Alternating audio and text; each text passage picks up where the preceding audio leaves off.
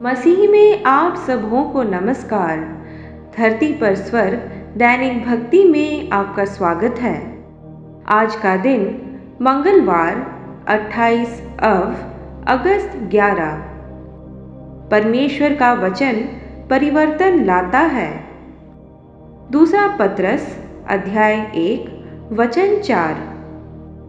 जिनके द्वारा उसने हमें बहुमूल्य और अति महान प्रतिज्ञाएं दी हैं, ताकि इनके द्वारा तुम उस सड़ाहट से छूटकर जो संसार में बुरी अभिलाषाओं से होती हैं, ईश्वरीय स्वभाव के सहभागी हो जाओ।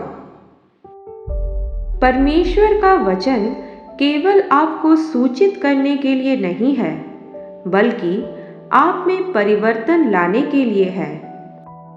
एक मसीही के रूप में आपका एक लक्ष्य यीशु मसीह के समान बनना होना चाहिए। उस लक्ष्य को प्राप्त करने के लिए परमेश्वर का वचन सबसे अच्छा साधन है। परमेश्वर के वचन को व्यवहार में लाना राजा यीशु यानी उनके पुत्र के रूप के अनुरूप होने का सबसे अच्छा तरीका है। परमेश्वर के वचन की जीवन परिवर्तनकारी शक्ति का अनुभव करने के लिए आपको क्या करना चाहिए? शुरुआत करने के लिए आपका नया जन्म होना आवश्यक है। नया जन्म आपको परमेश्वर के वचन के रहस्यों तक पहुंच प्रदान करता है। मरकुस अध्याय 4 वचन 11।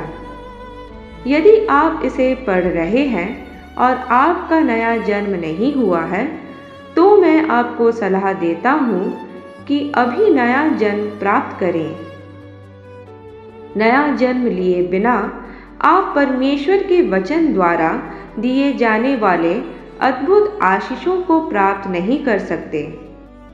दूसरा, परमेश्वर का वचन आपके जीवन में एक आदत बनना चाहिए।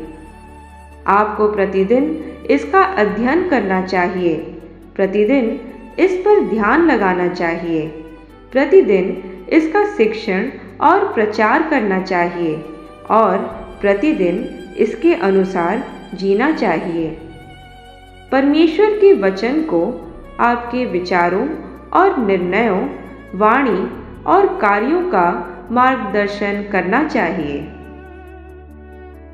आपको प्रतिदिन परमेश्वर के वचन में रहने के लिए सभी रुकावटों से छुटकारा पाना होगा।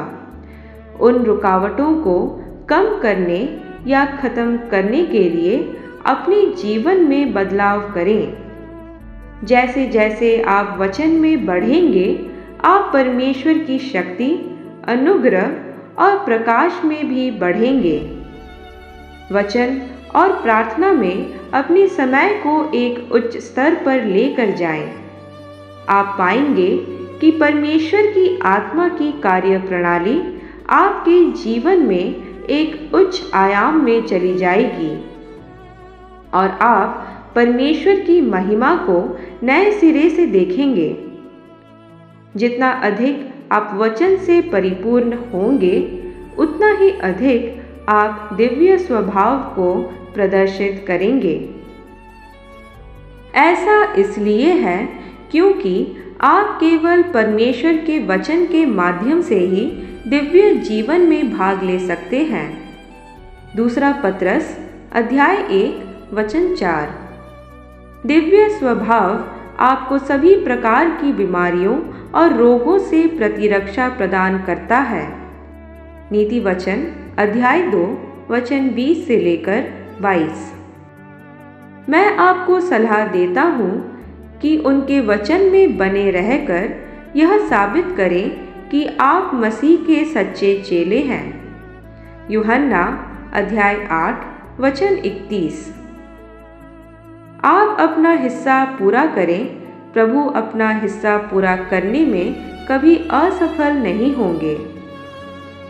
मैं प्रार्थना करता हूँ कि आप राजा यीशु के नाम पर अपने जीवन के सभी क्षेत्रों में परमेश्वर की जीवन परिवर्तनकारी शक्ति का अनुभव करेंगे। अब इस भविष्यवाणी की घोषणा को मेरे पीछे दोहराएं। परमेश्वर का वचन मेरी आत्मा, प्राण और शरीर को भर देगा और दिव्य प्रगटीकरण के इस वर्ष में